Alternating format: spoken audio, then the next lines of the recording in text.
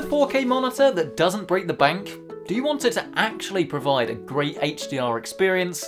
Well, you'll be glad to know that Philips are at it again with their stupidly named monitors, this time with the 326M6VJRMB. So I think that if you want to know how to sell less monitors, naming conventions like this are probably a great place to start.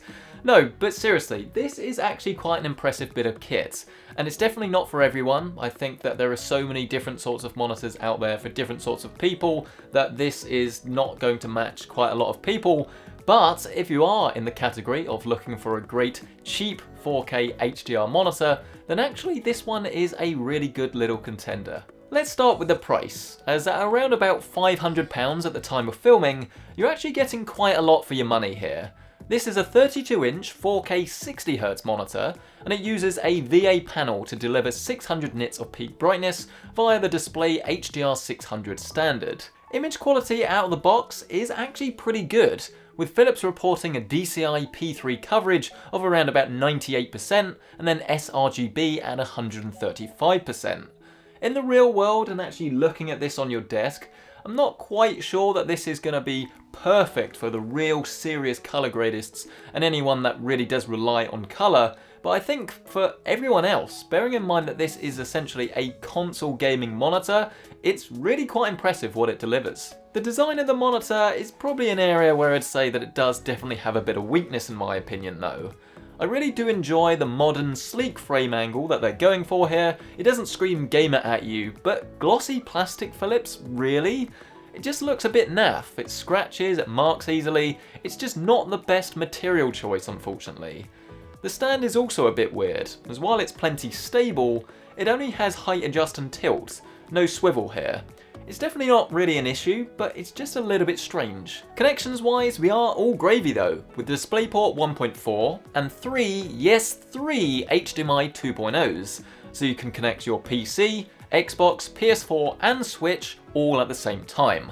Fabulous. There are also some speakers inside this monitor, but as you'd expect, they probably are a little bit mediocre.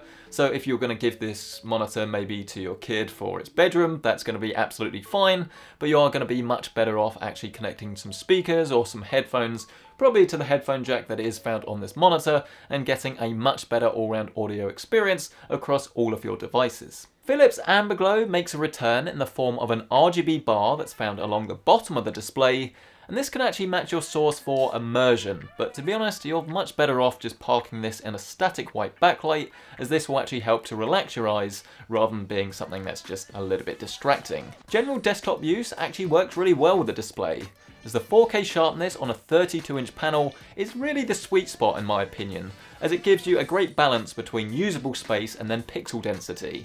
It really is a cracking looking panel. I'm not always that impressed with the colour reproduction on VA monitors, and while I think that the best IPS displays are clearly going to be better than this, I think you're really incredibly unlikely to actually not love what's on offer here.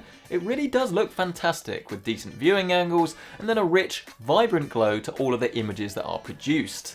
I'd say that I'd want to calibrate it properly first, but then I'd have no issue using this for prosumer works, maybe like a bit of video editing, photo stuff.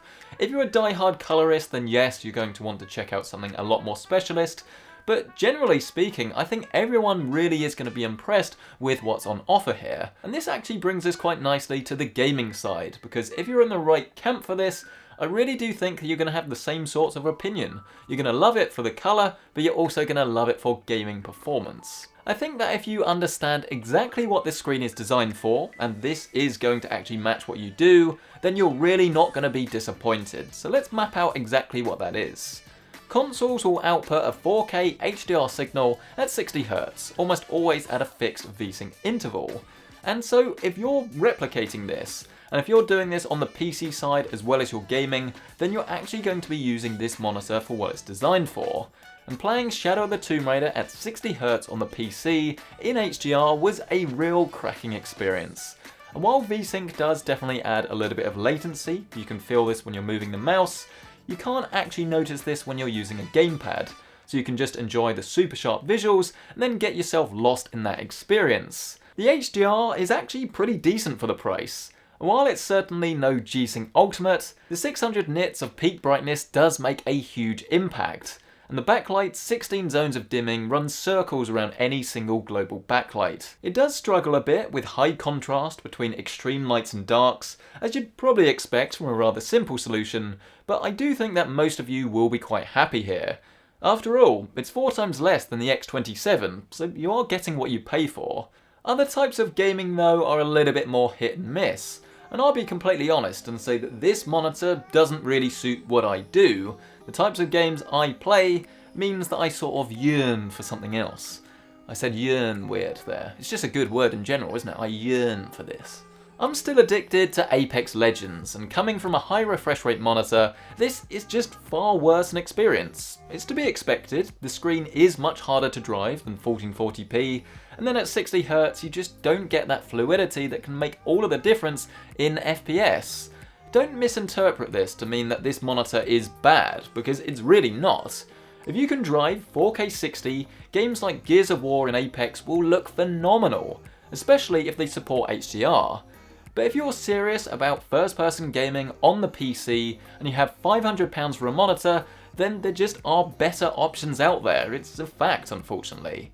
But likewise, on the flip side, if you play a lot of Civilization, RTS, or you just play with a controller, then this is exactly what this screen is for. And if you can feed it a locked 60Hz signal, you're going to love what's on offer. There is an option for adaptive sync that you can use with AMD and Nvidia GPUs, but I found that it doesn't quite work as well as the others on the market. It's just still a little bit stuttery, unfortunately. All in all, this really is quite an easy recommendation to make, because if you're someone that has a PS4 Pro, an Xbox One X, and a PC, you want to use both at the same time, you maybe do a lot of work and creative stuff, but you play games on both as well, then this is exactly what it's designed for. It's a great size, it looks great, and it handles that sort of gaming absolutely fine. But if you're more of a competitive player, you don't really have any use for 4K, HDR, maybe you don't have anything to drive it with, then there just are loads of other options out there that I think will be more suited to you.